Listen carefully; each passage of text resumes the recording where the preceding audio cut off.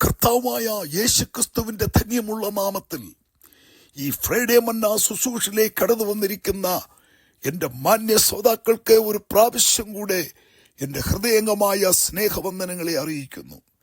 വീണ്ടും നമുക്ക് ഒരുമിച്ച് ദൈവസന്നിധിയിലായിരിക്കുവാൻ ദൈവം ഒരുക്കി തന്ന ധന്യമായ നിമിഷങ്ങളെ ഓർത്തുകൊണ്ട് ദൈവത്തെ നമുക്ക് മഹത്വപ്പെടുത്താം.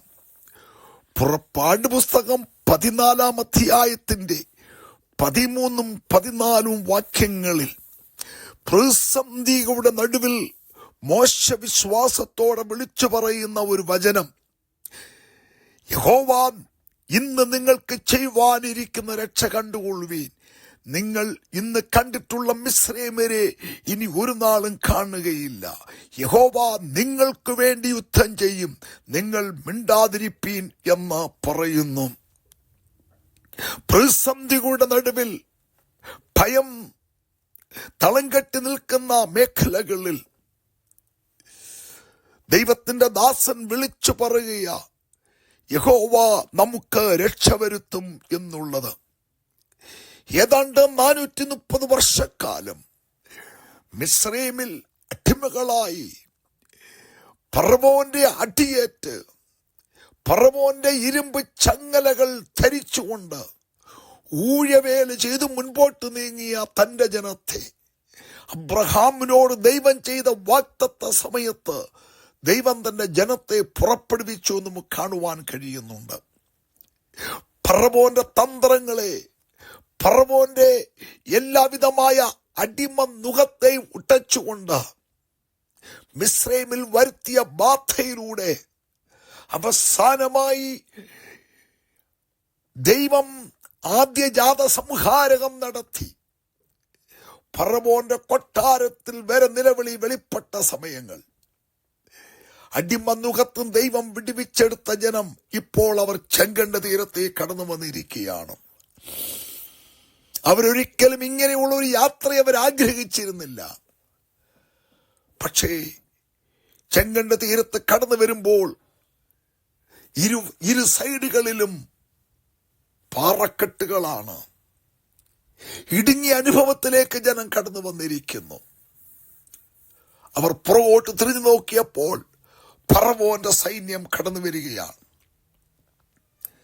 അവർക്ക് മുൻപോട്ട് പോകുവാനോ പുറകോട്ട് പോകുവാനോ സൈഡിലേക്ക് പോകുവാനോ കഴിയാത്ത അവസ്ഥകളിൽ അവർ ഇടുങ്ങിയിരിക്കുമ്പോൾ, അവർ അവിടെ കടന്ന് നിലവിളിക്കുമ്പോൾ, ആ നിലവിളിയുടെ നടുവിൽ മോശ വിളിച്ചു പറയുക, ഇത്രത്തോളം രക്ഷവരുത്തിയ ദൈവം, ഇന്നുവരെ രക്ഷവരുത്തിയ ദൈവം ഇന്നും നമുക്ക് രക്ഷവരുത്തുവാൻ കഴിവുള്ളവനാണ്. എന്നെ കേൾക്കുന്ന പ്രിയമുള്ളവരെ, കഴിഞ്ഞ കാലങ്ങളിൽ നിന്നെ രക്ഷപ്പെടുത്തിയ ദൈവം, നിന്നോട് കൂടെയിരുന്നവനായ ദൈവം, നിന്നെ വിടുവിച്ചവനായ ദൈവം, ആ ദൈവം ഒരിക്കലും ശത്രുവിന്റെ കയ്യിൽ ഏൽപ്പിച്ചു കൊടുക്കുന്ന ദൈവമല്ല. ഇവിടെ മോശയുടെ ജീവിതത്തിൽ മോശ വിളിച്ചു പറയുക, ജനത്തോട് പറയുക, ഭയപ്പെട്ട് നിരാശപ്പെട്ട് പുറപുറുക്കുന്ന ജനത്തോട് പറയുകയാണ്, ഇവിടെ നിങ്ങൾ ഉറച്ചു നിൽക്കുക, യഹോവ നിങ്ങൾക്ക് രക്ഷ വരുത്തും.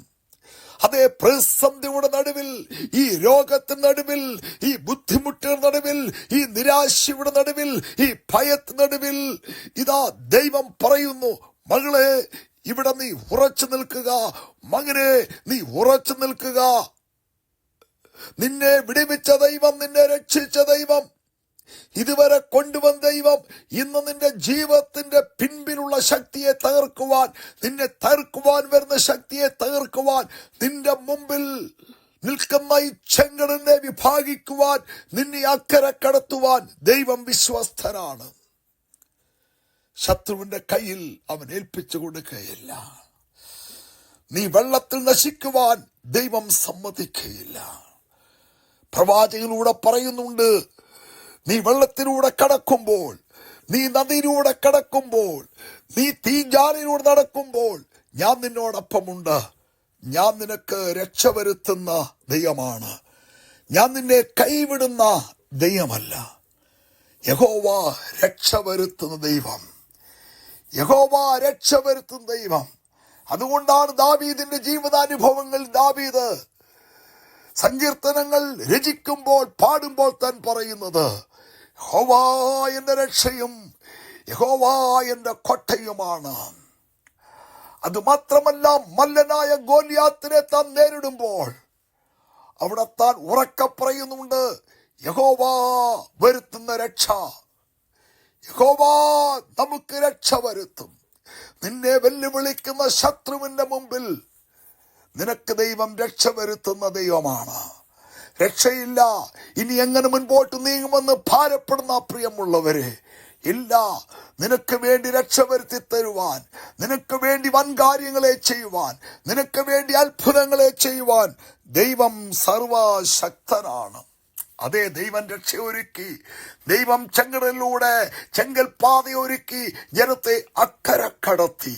ഇതാ നിനക്ക് വേണ്ടി ഒരു ചെങ്കൽ പാത ഒരുക്കുവാൻ, നിനക്ക് വേണ്ടി നിന്റെ തലമുറയ്ക്ക് വേണ്ടി ഒരു പാത ഒരുക്കുവാൻ, അടയപ്പെട്ട വഴികൾ, പ്രതിസന്ധികൾ നിറഞ്ഞ മേഖലകളെ ദൈവം വിഭാഗിച്ചുകൊണ്ട് അതിലൂടെ നിന്നെ അക്കരെ കടത്തുവാൻ, ഇന്ന് നീ അനുഭവിക്കുന്ന ഈ പ്രതിസന്ധിയിൽ, ഈ ഭാരത്തിൽ, ഈ രോഗത്തിൽ, ഈ വേദനകളിൽ അത്ഭുതങ്ങളെ ചെയ്ത് നിന്നെ നടത്തുവാൻ ദൈവം വിശ്വസ്തനാണ്. സുവിശേഷത്തിലേക്ക് നാം കടന്നു വരുമ്പോൾ അവിടെ നമുക്കറിയാം, ലൂക്കോസിന്റെ സുവിശേഷം 8-ാം അധ്യായത്തിന്റെ 50-ാം വാക്യത്തിൽ അവിടെ നാം ഇങ്ങനെ വായിക്കുന്നു, പള്ളിപ്രമാണിയായ യായിറോസ് യേശുവിന്റെ പാദത്തിൽ വീണ് കിടക്കുമ്പോൾ യായിറോസിന്റെ വീട്ടിൽ നിന്ന് ഒരാൾ വന്ന് പറയുകയാണ്, നിന്റെ കുഞ്ഞു മരിച്ചുപോയി, ഇനി രക്ഷയില്ല, ഗുരുവിനെ ഇനി അസഹ്യപ്പെടുത്തണ്ട എന്ന്. എന്നാൽ ആ വാക്ക് യേശു കേട്ടപ്പോൾ യേശു യായിറോസോട് പറയാണ്, നീ ഭയപ്പെടേണ്ട, വിശ്വസിക്കുക മാത്രം ചെയ്യുക, എന്നാൽ അവൾ രക്ഷപ്പെടും. രക്ഷയില്ല, രക്ഷപ്പെടുകയില്ല, മരിച്ചു പോയി എന്ന് പറഞ്ഞ സ്ഥാനത്ത് പോലും യേശു പറയാണ് അവൾ രക്ഷപ്പെടും. അത് എന്നെ കേൾക്കുന്ന പ്രിയരെ, നിന്റെ ആശയറ്റ സാഹചര്യത്തിൽ, നിന്റെ പ്രതീക്ഷകൾക്ക് ഭംഗം വന്ന സാഹചര്യത്തിൽ ചില വാക്കുകൾ നിന്നെ അധൈര്യപ്പെടുത്തുമ്പോൾ നീ ഭയപ്പെട്ടു പോകരുത്.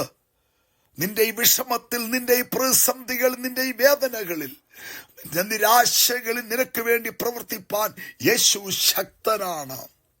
അതേ, യായിറോസിന്റെ ഭവനത്തിനെ കടന്നു എന്നിട്ട് മരിച്ചുപോയ കുഞ്ഞിന്റെ കൈക്ക് പിടിച്ച് എഴുന്നേൽപ്പിച്ച് അതിന് ജീവൻ പകർന്ന് എഴുന്നേൽപ്പിച്ച യേശു കർത്താവ് നിന്റെ ജീവിതത്തിന്റെ വിഷയനടുവിൽ നിനക്ക് വേണ്ടി പ്രവർത്തിപ്പാൻ ശക്തനാണ്.